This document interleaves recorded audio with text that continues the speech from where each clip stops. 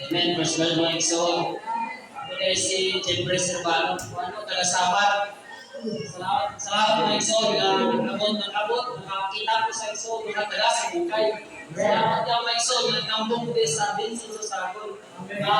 Salamat mga igsoon sa mga wife. Kita mga wife, magpagamit kita sa Ginoo. Pulos ka mga bata. Kita makabasa mo sa Ginoo. Tinaw pa ito mga mga igsoon. Hindi na natin magsalit sa mga tigulang. Ang mga tigulang, natulas siya sa upa. Kita magsunod sa ilang mga igsoon. Isip mga nasa Ginoo. Sa Mateo 6:36 na but seek first his kingdom and his righteousness, and all these things will be added to you.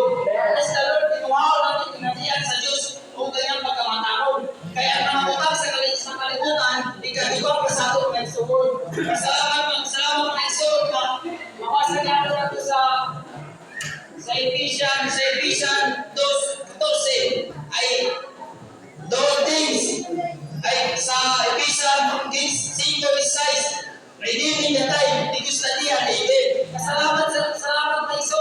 Kaya redeem natin ang pinabuhay niya sa Ginoo. Na ang kalimutan ko sa madautan, imbuhan sa tanas, pinahagi sa kalimutan.